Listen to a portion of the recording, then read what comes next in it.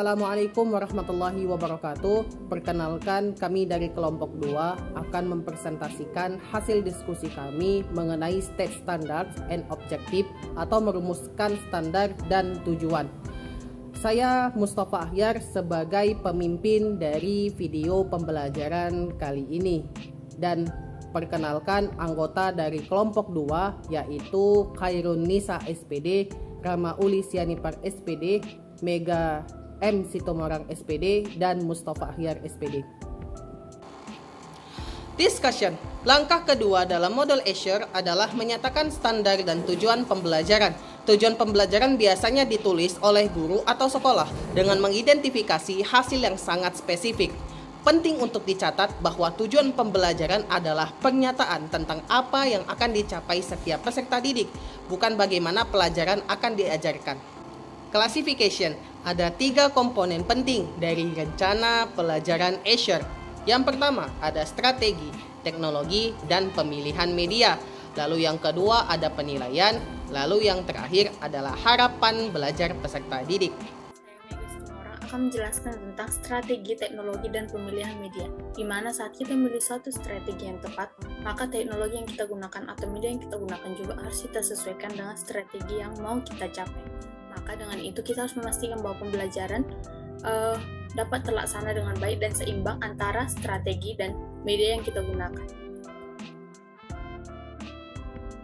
Oke, selanjutnya yaitu penilaian.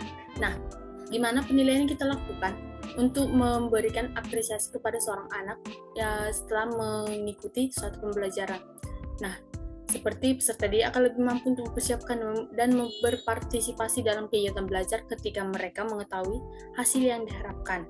Nah, suatu penilaian itu kita lakukan untuk melihat apakah tujuan pembelajaran yang sudah kita lakukan itu sudah terpenuhi atau dapat tercapai. Maka, pembelajaran bisa kita evaluasi kembali dari hasil nilai yang kita lakukan.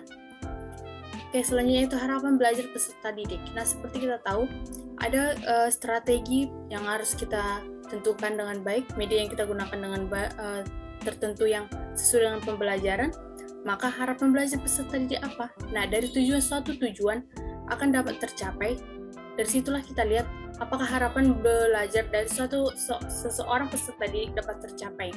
Maka, dari sini kita bisa lihat bahwa tujuan dan memilih strategi, teknologi, dan media yang akan memastikan pembelajaran harus lebih baik.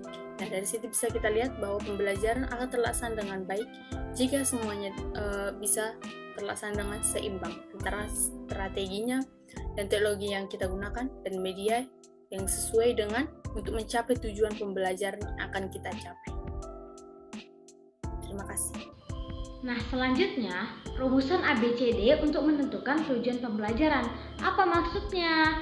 Nah, tujuan yang dinyatakan dengan baik memberikan proses yang mudah diikuti untuk menulis tujuan pembelajaran.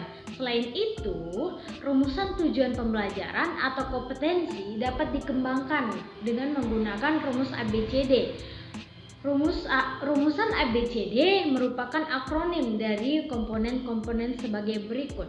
Nah, rumusan ABCD: A yaitu audiensi atau peserta didik, B behavior yaitu perilaku, C condition yaitu kondisi, dan D adalah degree atau tingkatan. Nah, di sini saya akan menjelaskan mengenai audiens atau peserta didik. Audiens diperlukan untuk siapa tujuan itu dimaksudkan. Tujuan pembelajaran berfokus pada apa yang akan diketahui dan dapat dilakukan peserta didik setelah proses pembelajaran. Penting untuk secara jelas mengidentifikasi peserta didik yang ditargetkan termasuk karakteristiknya. Selanjutnya akan dijelaskan oleh teman saya. Terima kasih. Behavior atau perilaku. Perilaku penting untuk didemonstrasikan. Perilaku yang dimaksud ini dinyatakan sebagai perilaku yang dapat diamati, seperti menentukan, mengkategorikan, atau mendemonstrasikan.